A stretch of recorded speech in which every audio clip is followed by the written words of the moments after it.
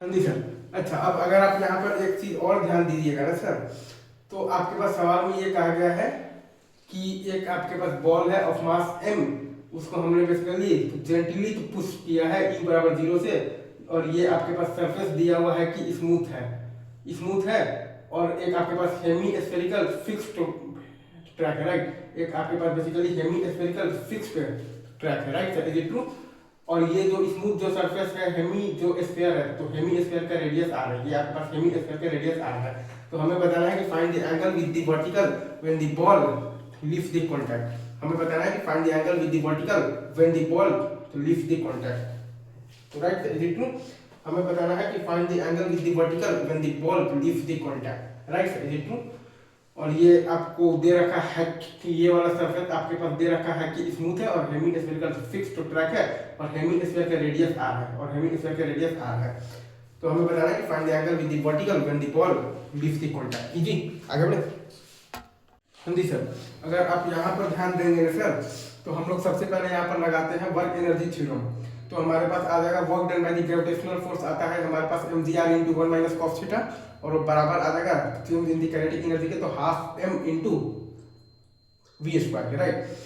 हम लोग यहाँ पर सबसे पहले लगाएंगे वर्क एनर्जी थ्योरम, तो हमारे पास आ जाएगा work done by the gravitational force mgr × 1 minus cos theta is equal to आ जाएगा हमारे पास change in the kinetic energy के, तो हाफ m v², ठीक है।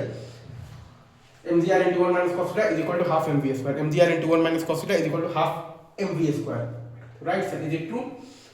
अच्छा, और अब आप इसमें अगर ध्यान दीजिएगा तो हम लोग लिख सकते हैं basically mg cos theta minus n is equal to mv²।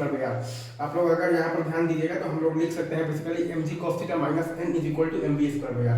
आप लोग अगर यहाँ पर ध्यान दीजिएगा तो हम लोग लिख सकते हैं basically mg cos theta minus n is equal to mv²। वो मोमेंट पर आपका बॉल जो है वो आपका जब कॉन्टैक्ट छोड़ेगा तो उस टाइम पर वर्टिकल के साथ एंगल मान लिए हैं कि थीटा है। जिस मोमेंट पर आपका ये बॉल जो है वो आपका बेसिकली तो कॉन्टैक्ट छोड़ेगा, उस मोमेंट पर वर्टिकल के साथ एंगल मान लिए हैं कि थीटा है।